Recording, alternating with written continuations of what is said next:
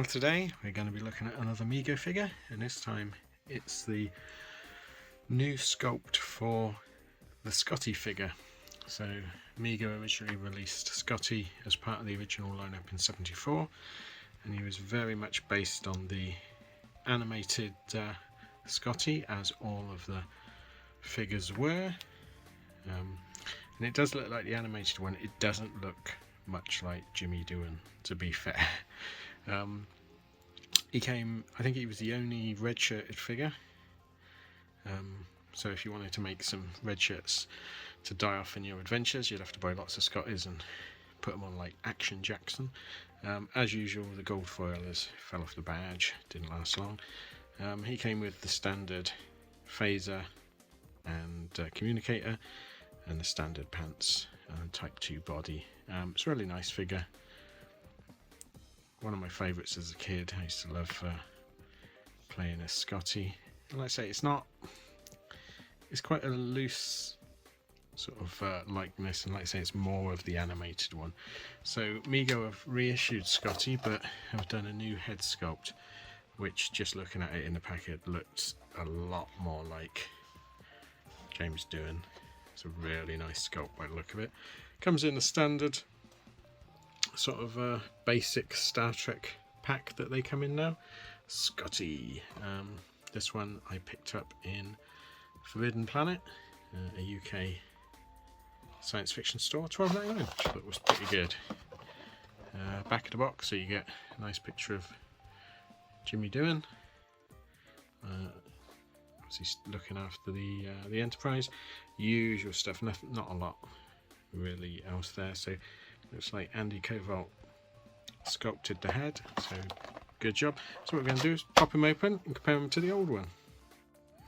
So the immediate thing you can see is that the red shirt is a much more vibrant red, screen printed badges and braid as opposed to stuck on. I'm not a great fan of the collars on these new shirts, and they tend to be a bit baggy, so you can see the trousers are much baggier, not quite as long, and the shirt is much baggier.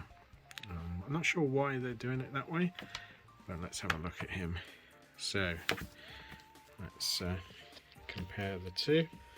You can see much better sculpt. Paint works a little bit sloppy, and it looks like it's a painted head as opposed to a flesh coloured one. The eyes are not the greatest blob of white on them, but the sculpt is really nice. Yeah, look at that, you can see there. I might have to touch this head up a bit. The paint is particularly sloppy on it, but overall 10 out of 10 for the sculpt. I know they're doing a new Kirk and a new Spock, so I look forward to them as well. So you get the standard equipment. You also get the tricorder, which makes sense. Oh, he's going backwards. It does make sense for Scotty, but you didn't get that with the original figure. Normal Velcro shirt. So I'm going to get him out, have a look, compare the uniforms. Okay, so we can compare the two naked figures. The 1974 Mego bodies are much superior to the modern ones. The plastic it's made from is much better, much harder. The hands have a lot more sort of detail and able to grip a bit better. I do like the blue underpants, and the legs seem to carry a lot more detail.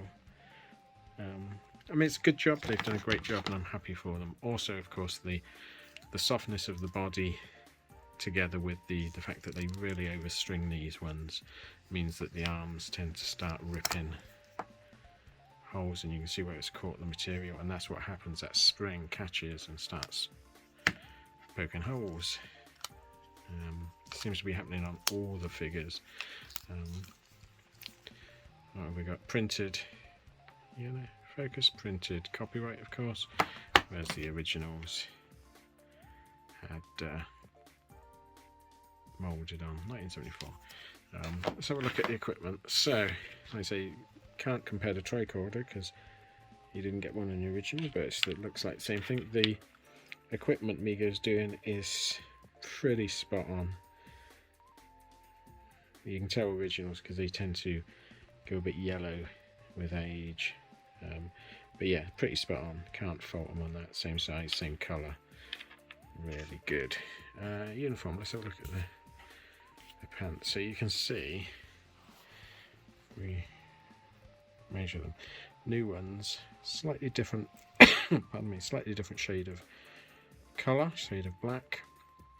Look how less form fitting there. They're much bigger, much shorter, and consequently they look a bit silly. What I'll do is I will dress the new Scotty up in the old uniform just to see what it looks like.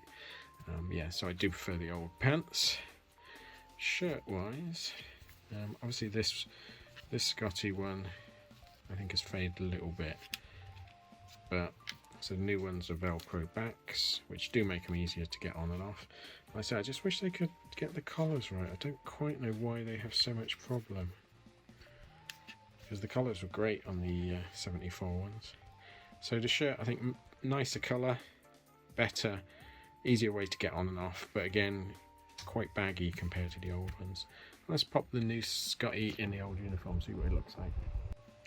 So, as you can see, it looks so much better in the old uniform. It just hugs the body better, gives it better human proportions. That's probably the way to go, get an old Scotty uniform, put it on the new Scotty. Okay, let's put them back together and we'll sum him up. Okay, so summing up the new Scotty, I think it's just excellent. Great sculpt. Uniform is the standard, with the standard issues, like I say, super short trousers. If you've got a spare original uniform, probably best to pop him into it, he'll look a lot better. But the sculpt is just head and shoulders above the animated sculpt.